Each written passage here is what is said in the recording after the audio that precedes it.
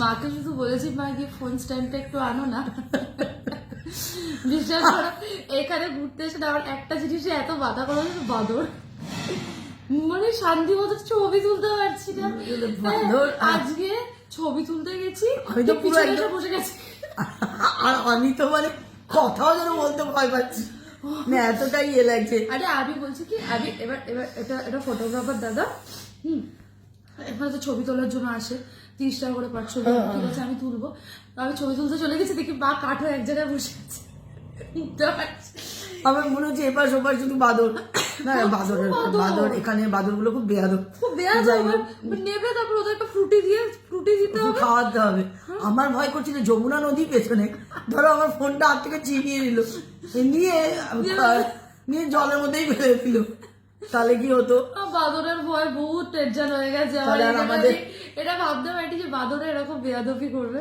তো ওভারঅল ভালো লাগছে। হাঁটছি মাথায় পুট করে এটা একটু ভিডিও চলে গেল। না আর আমরা যে বাঁকে বিহারীর মন্দিরের সামনে যখন লাইন দিয়ে দাঁড়িয়ে আছি, কত লাইন, সেখান থেকেও বাদর ওপর থেকে একজনের মাথা দিয়ে টুপি দুজনের টুপি তুলেছে। যাই হোক, তো তুমি কবে থেকে স্নান করছো না একটু বলবে?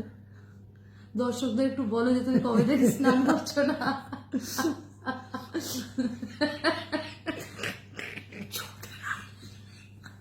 6 তারিখ লাস্ট করেছি, মাথায় শ্যাম্পু দিয়েছি। 7, 8, 9 মাত্র 3 দিন হলো। না না শ্যাম্পু দিয়েছো, গায়ে জল তো ঢালোনি। এই জন্য কাশ্মীরি গুলো কবে থেকে শ্যাম্পু তো সেদিন দিয়েছো, কিন্তু গায়ে জল 5 তারিখে ঢেলেছিলাম। 5 তারিখে লাস্ট ঢেলেছি। 6, 7, 8, 9 2 মগ জল ঢেলেছো, চলে এসেছো। 2 মগ না 1 মগ। আসলে কি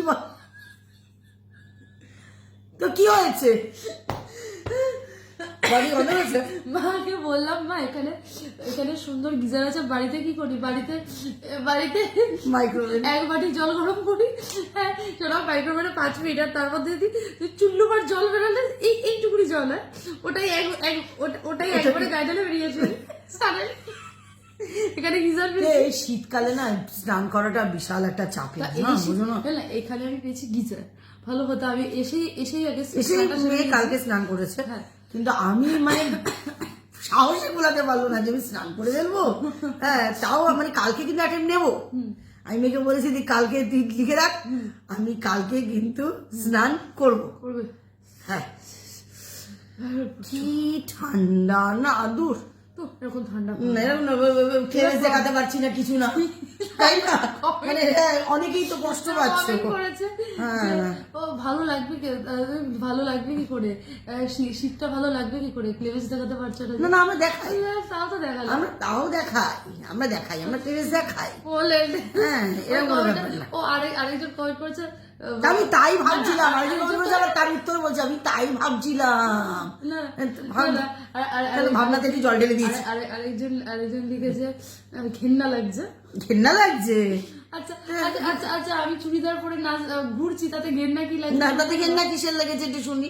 আর একজন আবার বলেছে তিলক পড়লে সবাইকে মানায় না, একটা ব্যাটা ছেলে বলেছে, একটা আদ্দামরা ব্যাটা ছেলে বলেছে তিলক পরার জন্য কি আমার কি করতে হবে? মানে তাহলে তোমাকে ভদ্র সভ্য গলা অবধি পড়তে হবে, তবে তুমি তিলক পড়লে তোমাকে মানাতো। তো তোমরা একটুখানি সত্যি কথা বলো তো মন থেকে, তিলকটা পরে আমাদের বানাতো কি বানাতো না, যে আমরা বাই হার্ট আমরা কি সেটা তো ওপর বলা যায় না, সেটা তোমাদের কাছ থেকে আমার সার্টিফিকেট দিতে হবে না, কিন্তু সুন্দর লাগছিল কিনা সেটা বলো। প্রচন্ড ঠান্ডা, আই থিঙ্ক আমাদের সুন্দর লাগছিল। শোনো ইউপিতে না প্রচন্ড ঠান্ডা, আমি জানতাম না এত ঠান্ডা। সিরিয়াসলি ও এখনো কেঁপে চলেছে, যদিও মানে বেরোতে পারে। আজকে লেটেস্ট হয়েছে, আজকে যদি তোমরা জিনিসটা আমরা ঠাকুর দেখতে মানে মন্দিরে ঢুকেছি গেট নাম্বার 3 দিয়ে, ভালো কথা, বেরিয়েছি গেট নাম্বার 11 দিয়ে, গেট নাম্বার 11 না গলি নাম্বার 11, মানে আমরা আমাদের গেট নাম্বার 3টা ছিল গলি নাম্বার 5, সেটা আমি কনফিউজ হয়ে গেছিলাম। এক্সিট হয়েছি গলি নাম্বার 11 দিয়ে, বাট 11 দিয়ে তো এক্সিট হয়েছি, জুতো তো রেখেছি গলি নাম্বার 5-এ। কি অসুবিধা। এবার 11 থেকে গলি নাম্বার 5 ওরে বাবা। আমাদের মানে পেছন পুরো ফেটে গেছে। আবার তার কারণ কি, কারণ এখানে তো মানে পুরো বুলবুলাইয়া, তুমি বুলবুলাইয়া মানে খুঁজে অসম্ভব। পাওয়া যাচ্ছে না। আর তার মধ্যে শীত, ভালো কথা, তার মধ্যে পায়ে পড়েছি মানে মোজা খালি, তার মধ্যে একটু আর বৃষ্টি পাটা পড়েছিল। না কনকনে মানে ঠান্ডা। বরফ হয়ে গেছে, হাঁটতে পারছি না। তার মধ্যে আবার বাকি বিহারি বলছে আমাকে দেখতে আসবি, আমাকে দর্শন করতে আসবি, নিয়ে তোকে আবার আরে না, তার মধ্যে আমার মা রাস্তায় স্লিপ করছে। স্লিপ করছি, তোকে বৃষ্টি বলবো না, হয়েছে তো? বৃষ্টি পড়ে যেত। একটু বৃষ্টি হয়েছিল। আর সব থেকে বড় কথা তা না, বাকি বিহারির ভিড় ঠেলে বাকি বিহারিকে দেখেছি একরকম, ঠিক আছে, ওটা একরকম। আবারও ভিড় ঠেলেই বাকি বিহারির দিকে গেছি বিশ্বাস জুতো করো, আনতে। কাকে বিহারির ভিড় ঠেলে দেখাটা অতটা কষ্টের ছিল না যতটা কষ্ট দুর্গাপুজোর আমার প্যান্ডেল দেখতে লাগে। ওই ভিড়টা, হ্যাঁ তা তুই কি দুর্গাপূজা প্যান্ডেল একবার এক দুবার তো হ্যাঁ, দেখেছি, না। কিন্তু আমি সেটাই ভাবছি যে এই ভিড়টায় হেঁটে হেঁটে হেঁটে ঠিক বেরিয়ে গেলাম, ঠিক আছে, ভিড় ছিল কিন্তু বেরিয়ে গেছি সুন্দরভাবে, মানে মুভ করেছে লাইনটা। কিন্তু দুর্গাপুজোর প্যান্ডেলে তো না, একদম লাইনটা শুধু মুভ করেনি, এখানে তো মানে মানে স্যাকরো লাইন ছিল, মানে কোনো এরকম বলতে পারবো না যে দুটো লাইন কি তিনটে লাইন কি চারটে লাইন, না। মানে line was like in hundreds, মানে গলিগুলো এইটুকু করে 100 লাইন, তার মানে ভাবতে মধ্যে পারো মানে ভাবো অতগুলো লাইন। মানে আর তারপরে যখন দিদা থেকে বয়স্ক থেকে বাচ্চা থেকে কেউ বাদেনি। বাদ নেই। এবার যখন লাইনটা যাচ্ছে তখন কিরকম ধাক্কা হতে পারে তোমাদের আইডিয়া নিশ্চয়ই একটু হলেও বুঝতে পারছো, অ্যাটলিস্ট কত ছিঁড়ে চ্যাপটা হয়ে গেছিল। মানে ওই না চিড়ে চাপটা হয়নি, কিন্তু তাও- খুব সুন্দরভাবে। আমি যথেষ্ট, তুমি আমার যে কিন্তু জুতোটা আমার ক্যারি করতে হতো আমি না। যদি আস্থমার পেশেন্ট, তো সেক্ষেত্রে আমি প্রচন্ড ভয় পেয়েছিলাম ওই ভিড়ের মধ্যে আমি কি করব। আর ওই ভিড়ে তো হারিয়েও যেতে পারতাম। একে তো যাতে বাদরের থেকে ফোন সব থেকে টেনশন, চুপি সব থেকে টেনশন। সমস্ত ঢুকিয়ে মানে তোমাকে ওটাকে জড়িয়ে ধরে রাখতে হচ্ছে। তারপর ভিড়ের মধ্যে ওখানে চোর চামারি, ছুরি বলে না, চুরি চিন্তাই, এগুলো তো খুব প্রচুর, অত ভিড়। কে ব্যাগ নিয়ে যাবে? তো সেইগুলোকে রাখবো না মামাইয়ের হাত ধরবো, আর মানে চতুর দিক থেকে লোকের প্রেশার। কিন্তু বিশ্বাস করো, আমার বলতে নেই, আমি ভেবেছিলাম আমি খুব কষ্ট পাবো, আমি বোধহয় পারবো না। হ্যাঁ, অনেক ম্যারিড কাপল, ইয়াং ছেলে, যারা ইয়াং নিউ বাচ্চা ছেলেরাও গেছে, কি ভালো লাগছে দেখতে। আর একটা আর সব থেকে আজ আরামের ব্যাপার হচ্ছে ইয়েতে, যারা বলে দিই, আর একটা মানে একটা ভিতর থেকে একটা যেন ওই যখন ওই বলছে না বাকে বিহারি লাল কি জয়, মানে ওটার মানে দুর্দান্ত লাগছিল ওটা। কিন্তু জুতোটা পাওয়ার বেলায় যেভাবে জুতো, হে ভগবান, জুতো ভুলে যায়, খালি পায়ে ভুলবো না সেই জুতো, সেই এই গলি 4 নম্বর গলি, 10 নম্বর গলি, 11 নম্বর গলি, গলি আর গলি, গলি আর গলি, 7 নম্বর গলি, 7 নম্বর গলি, কিন্তু কিছুতেও আর কিছু খুঁজে পাই না। সিরিয়াসলি লাস্টলি ফাইনালি একটাই তোমাদের রিকোয়েস্ট, তোমরা যদি মন্দিরে কোনো সময় আসো, ব্লগার্সরা কিন্তু ঠিক করে ইনফরমেশন দেয় না, কিন্তু কেউ কোনোদিন ওই মন্দিরে আসলে একটা ব্যাগ ক্যারি করবে, নিজের ব্যাগের মধ্যে জুতোটা পুরে নেবে, কোনো প্রয়োজন নেই জুতো রাখা কোনো জায়গায় না। আর সেই ব্যাগটা আর কিচ্ছু রাখবে না, শুধু জুতো ব্যাগের মধ্যে পুরে একদম ভেতরে মানে নিয়ে, কারণ জুতো রাখার কোনো প্রয়োজন নেই। কারণ একবার যদি তুমি কোথাও রাখো, যেখান দিয়ে তুমি রেখেছো, তোমাকে অন্য কোথা দিয়ে বেরিয়ে তুমি আর ওই জায়গাটায় ঢুকতে পারবে না, তোমাকে ভবঘুরের মতো মানে কোথায় পুরো ভুল, খুব কষ্ট। আর উল্টে আবার তোমাকে সেই নতুন করে বাকে বিহারি দেখার মতনই ওই রকম ভিড় ঠেলেই তোমাকে ভেতরে ঢুকতে হবে তোমার জুতোটাকে মানে কালেক্ট করার জন্য। ওটা একটা জিনিস আমার খুব ভালো লেগেছে, সেটা হলো তোমার নিধিবানে ইয়েটা একটা প্রসাদ দিয়েছে আমাদের, ওটা মাখন মিষ্টি, কি দারুণ খেতে। আমি এখনো মাখন মিষ্টি মুখে ভালোভাবে খেতেই পারলাম না। আর পেড়াগুলো কি দুর্দান্ত। আমি প্রসাদটা আনতে পারিনি, অ্যাকচুয়ালি এরকম হয়েছে যে আমি প্রসাদটা নিয়ে আসছিলাম, রাস্তায় একটা কাকলাস কুকুর, আমি জাস্ট তখন রিক্সায় ছিলাম, কাকলাস কি সে আবার প্রেগনেন্ট ছিল, না প্রেগনেন্ট ছিল, ওর ব্রেস্ট গুলো দেখে বুঝলাম, কিন্তু কাকলাস পুরো মানে খাবার খুঁজছে, সে কিরকম আমার দেখে এত কষ্ট হয়েছে। আর দ্যাট টাইম আশেপাশে কোনো বিস্কুট ফিস্কুট আমি পাইনি, আমি ওই প্যারাগুলো ওকে দিয়ে দিয়েছি। প্যারাগুলো দুর্ধর্ষ খেতে, আমরা আমি আবার প্রসাদে কিনবো, প্যারা আমি বাড়িতে কালকে নিয়ে আসবো। মানে প্রসাদ বলে আমি আনতে পারলাম না, কারণ আমি এট দ্যাট মোমেন্ট ওকে দেখে আমার যা কষ্ট হয়েছে, যে খাবার ওইভাবে করছে, আমি ওকে প্যারাটা দিয়ে দিলাম। আরে আমার এটা মাথায় আসলো না, আমার পকেটে রুটি ছিল, কিন্তু ওর মনে হয় ঠাকুরের প্রসাদটাই না না, সেই সময় পকেটে রুটি কি করে থাকে মামা?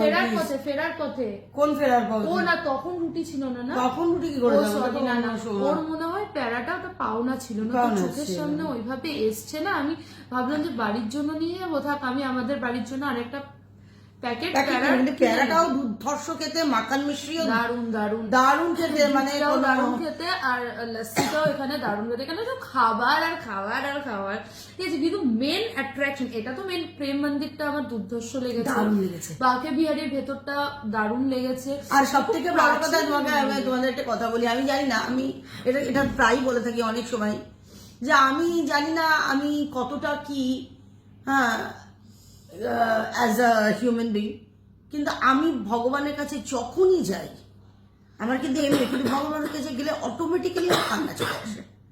আমি আমি বলে বোঝাতে পারবো না, যে মানে এত ভিতর থেকে একটা ইয়ে। এমনি কিন্তু এই যে পুজো আচ্ছা করে থাকি তো না, আমার মেয়ের প্রবলেম থাকলে আমি কিন্তু ঠাকুর দিই না, 4 দিন 5 দিন আমার ঠাকুর কিন্তু না খাওয়া থাকে। এটা একটা মানে ইয়ে ব্যাপার, এটা ভগবানের লীলা ছাড়া আর কিছু না, এটা আমার বলা উচিত না, বাট আমার মান্থলি ফ্লো প্রত্যেক মাসে একটু লেট করে হয়, ইরেগুলার মানে এই মাসে যদি 7th ধরো সে ফর এক্সাম্পল 1 তারিখে হলো, তাহলে পরের মাসে সেটা 4-5 তারিখে গিয়ে হয়, ঠিক আছে, আবার তার পরের মাসে ওইরকমই, মানে 2-3-4 দিন লেট করে হয়। কিন্তু হ্যাঁ, কিন্তু এইবার যেটা আমার এই এখানে এসে আমার ওরকম আটকে যাওয়ার কথা ছিল, যে আমি মন্দিরে আমার, কিন্তু হলো কি সারপ্রাইজিংলি এই মান্থে আমি 3-4 দিন মানে আগে হয়ে গেলাম, যাতে এখানে এসে আমি পুরো ক্লিন হয়ে আমি মানে ভগবান দর্শন করি। এটা ভগবানেরই ইয়ে আমি মনে করবো, যেটা আমার, যেটা যেই জিনিসটা আমার 2-3 বছর ধরে সেম চলছে, তাও আবার এখানে আসা, তো এটা মানে এটা ভগবানেরই যাই হোক কৃপা। কিন্তু এখনো তো আছে, তোমরা তো ওরা সবাই কি জানে আমরা কোথায় যাচ্ছি? তারপর না, এরপরে তো আমরা যাব ওয়াহ তাজমহল দেখার জন্য। আমি খুব এক্সাইটেড, আমি কিন্তু ওই পিঙ্ক ড্রেসটা কিন্তু তাজমহলের জন্যই কিনেছি। আর ও যেহেতু চকমকি পড়ছে, ও তো নতুন চকমকি পড়বে, আমি আমার পুরনো কিন্তু একটা চকমকি পড়বো সকালবেলা হলেও। খুব এক্সাইটেড তাজমহল আর ইয়ে দেখার জন্য, কি বলে আগ্রা ফোর্টে স্পেশালি শাহজাহানের বসে জাহানারা আর কি জানো কি যেন ছিল তাদের মেহেলটা দেখবো, আর ওখান থেকে বসে বসে আমি যে শাহজাহান যে তাজমহলের দিকে তাকিয়ে থাকতো, আমি সেটা দেখবো, মানে সেটা আর কি ফিল করবো, যে তাজমহলে ওই সময় দাঁড়িয়ে শাহজাহান হয়তো যখন মানে বন্দি ছিল, তখন দাঁড়িয়ে ওই জায়গাটা থেকে, জাহানারার ওই জায়গাটা থেকে দাঁড়িয়ে তাজমহল দেখছিল। তো এই জিনিসগুলো যে হিস্ট্রির ওই যে সময়টা, হিস্ট্রির সময় মানে হিস্টোরিক টাইমে মানুষরা কিভাবে থাকতো, রেহেন সেহেন, আমি খুব ওয়েট করে আছি ওই পার্টিকুলার মোমেন্টের জন্য, ওটাকে এক্সপিরিয়েন্স করার জন্য। আগ্রা ইজ দ্য আগ্রা কিন্তু এইখানটা আমি মেয়ে বারে বসে পেড়া কিনবো তখন আমি আমাদের কালীঘাটের পেড়া বা আমাদের ওখানকার পেড়া, এরকম কলকাতার পেড়াগুলো কেমন না, এমনকি তোমার ওই তারাপীঠেরও পেড়া প্রসাদ আমি পেয়েছি, এখানকার পেড়া বাবা। হরিদ্বারের প্যারাটা আমি তো অর্ধেক প্রসাদ দেবো কি, আমি নিজেই খেয়ে নিয়েছি, দারুণ খেতে। এখান থেকে আমি কিনবো, এখানে পেড়া কিনতে হবে, কারণ আমরা তো প্রসাদটা বাড়িতে নিয়ে অবধি যেতে পারলাম না, অ্যাকচুয়ালি প্রসাদটা এমনিও ওই মানে বাঁদর থেকে বাঁচাতে ঘেটে গেছে, মানে ক্যারি করবো কি, ভেতরে ঢোকাচ্ছি ইয়ে করছি, সব বিশাল ঝামেলা, এমনি ঘেটে গেছিল, আনা যেত না, তো আমি নর্মাল নিয়ে আসবো। আর পুজো দিয়ে ওটা আর হলো না, কি করে, পুজো দিয়েছি আমরা, পুজো তো দিয়ে সেই প্রসাদ আমরা মেরেছি দুটো, কিন্তু তারপরে ওই আনতে না ওটার মধ্যে চ্যাপটি হয়ে, আর বাচ্চাটাকে দিয়ে দিয়েছি, বাচ্চাটা খেতে চাইছে। তো যাই হোক, অনেকক্ষণ হয়ে গেল, একটা একটাই কথা আমি বলবো লাস্টলি, ওয়াহতাজ অবশ্যই, কিন্তু ওটার থেকেও বড় কথা আমি বলবো যে তলাক যে আমরা কেটেছি, আমাদের তলাকে মানায়নি। কেন মানায়নি বলুন তো? আমরা বেটা, সে বলছে তিলক সবাইকে পড়লে মানায় না। আপনার বউ আছে, সে পড়েছিল, তাকে বোধহয় মানায়নি না, আমাদেরকে বেশ মানিয়েছে। কি জানি একটা কথা বলি যে প্রচন্ড ঠান্ডা। এই বালিশে আমরা ঘুমাতে পারছি না, আমার ঘাড় ব্যথা হয়ে গেছে। এটা স্প্রিং এর বালিশ, দূর। ঘাড় ব্যথা আমি হোটেলের কোনো বালিশ আমি আজ পর্যন্ত কোনোদিন দেখিনি যে ভালো হয়। না।